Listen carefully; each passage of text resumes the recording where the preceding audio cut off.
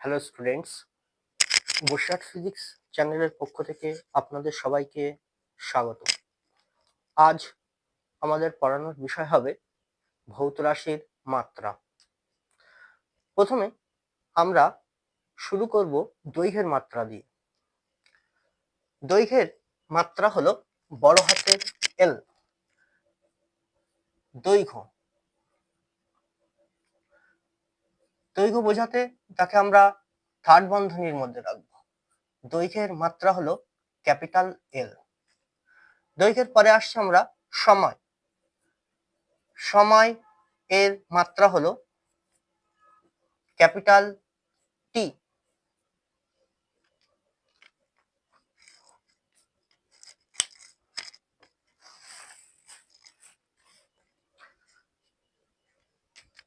এরপরে আমরা আসছি ভর।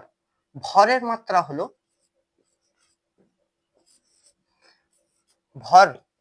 হলো ক্যাপিটাল এম।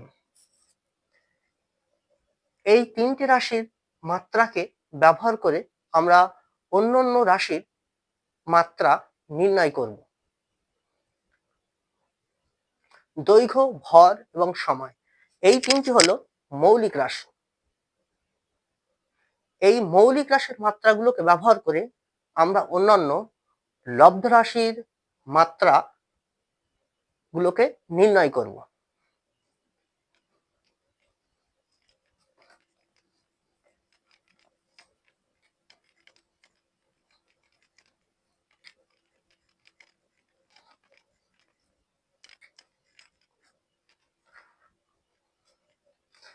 তাহলে দৈর্ঘ্যের মাত্রা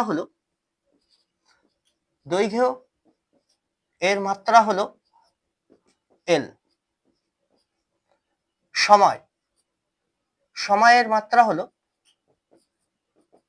ক্যাপিটাল টি। ভর এর মাত্রা হলো ক্যাপিটাল এম। এরপর আমরা আসব বেগের মাত্রা। বেগ মানে আমরা জানি বেগ সমান সরণ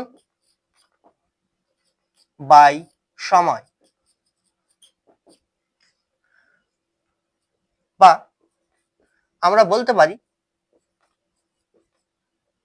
বেগ সমান সরণ এবং দূরত্ব বা দৈর্ঘ্য একই জিনিস। সরণের জায়গায় আমরা দৈর্ঘ্য লিখতে পারি বাই সময়। যেহেতু এখানে সরণ সমান দৈর্ঘ্য, বা বেগের মাত্রা, তাহলে বেগের মাত্রা সমান দৈর্ঘ্যের মাত্রা বাই সময়ের মাত্রা,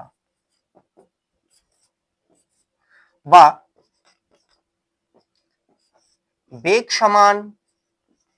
বেগের মাত্রা সমান দৈর্ঘ্যের মাত্রা। দৈর্ঘ্যের মাত্রা আমরা কি জানি? ক্যাপিটাল এল বাই সময়ের মাত্রা হলো ক্যাপিটাল টি, বা বেগের মাত্রা হলো এল টি। টির পাওয়ার কিছু নেই, মানে এক আছে। সেই পাওয়ারটা যদি আমরা উপরে লিখি তাহলে টি এর আগে আসবে, টি এর মাথায় আসবে টি টু দি পাওয়ার -1, তাহলে এল টি টু দি পাওয়ার -1। এটা হলো বেগের মাত্রা। তাহলে বেগের মাত্রা হলো এল টি টু দি পাওয়ার -1।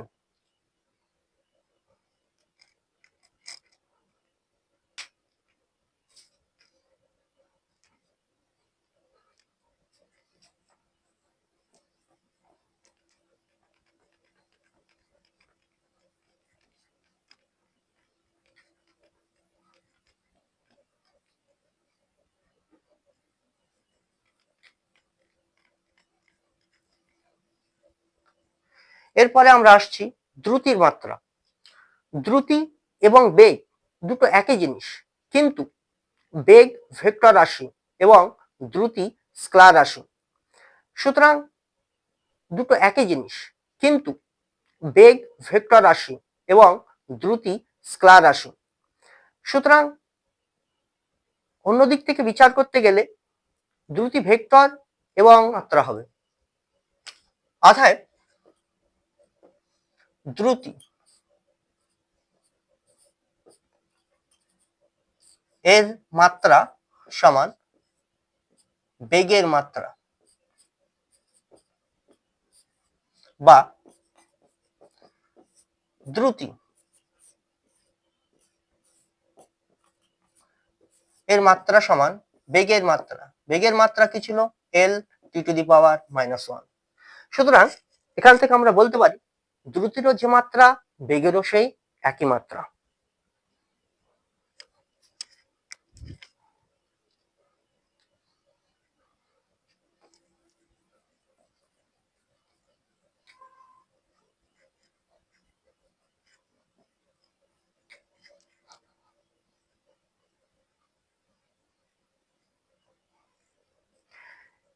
এরপর আমরা আসছি ত্বরণের মাত্রীয় সংকেত। ত্বরণ মানে বলা হয় বেগ পরিবর্তনের হারকে ত্বরণ বলে, অর্থাৎ সময়ের সাপেক্ষে বেগের যে পরিবর্তন সেটাই হলো ত্বরণ। অর্থাৎ ত্বরণ সমান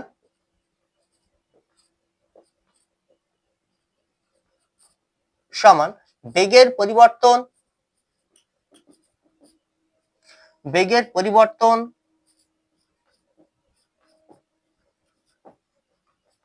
বাই সময়, বা ত্বরণ সমান বেগের পরিবর্তনকে আমরা বলতে পারি সেটাও একটা বেগ। সুতরাং আমরা বেগের পরিবর্তনের জায়গায় লিখতে পারি বেগ বাই সময়, বা ত্বরণের মাত্রা যখন আমরা লিখব ত্বরণ সমান বেগের মাত্রা বাই সময়ের মাত্রা, বা ত্বরণের মাত্রা সমান বেগের মাত্রা। বেগের মাত্রা আমরা আগেই বার করে রেখেছি, এল টি টু দি পাওয়ার -1। তাহলে বেগের মাত্রার জায়গায় তার মাত্রা বসিয়ে দেবো, এল টি টু দি পাওয়ার -1 বাই নিচে সময়ের মাত্রা হলো ক্যাপিটাল টি, বা ত্বরণের মাত্রা সমান এল টি টু দি পাওয়ার -1, নিচের টি তার পাওয়ার ছিল 1, এই পাওয়ার যখন উপরে উঠে যাবে তখন -1 হয়ে যাবে, ইন্টু টি টু দি পাওয়ার -1। অর্থাৎ ত্বরণের মাত্রা হবে এল টি টু দি পাওয়ার -2। এটাই হলো ত্বরণের মাত্রা। তাহলে ত্বরণের মাত্রা হলো এল টি টু দি পাওয়ার -2। ত্বরণ মানে বেগ বৃদ্ধির হার। অপরদিকে ত্বরণের সঙ্গে সম্পর্কযুক্ত আর একটা রাশি হলো মন্দন। মন্দন মানে হলো ক্রমবর্ধমান বেগ নিয়ে চললে তখন ত্বরণ হয়, কিন্তু ক্রমবর্ধমান বেগ যখন ক্রমশ সময়ের সাপেক্ষে হ্রাস পেতে থাকে তখন মন্দনের রাশিমালাটি আসে।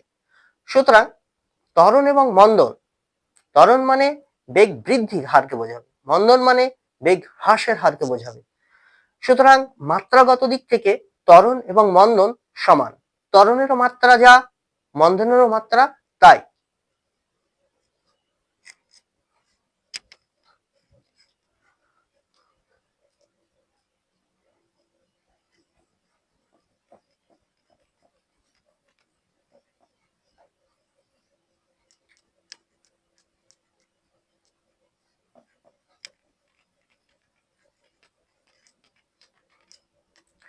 অর্থাৎ মন্দন এর মাত্রা সমান ত্বরণের মাত্রা,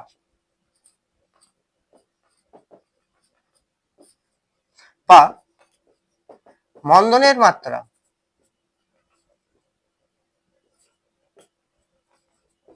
সমান ত্বরণের মাত্রা আছে L T⁻⁻²। সুতরাং ত্বরণেরও যে মাত্রা মন্দনেরও সেই একই মাত্রা পাওয়া গেল।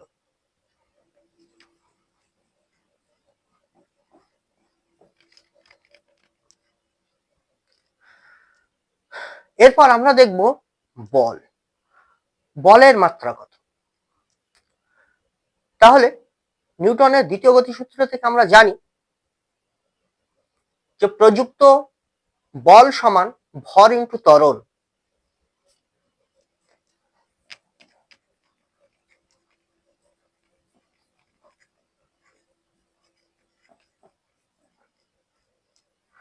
অর্থাৎ নিউটনের দ্বিতীয় গতিসূত্র থেকে আমরা লিখতে পারি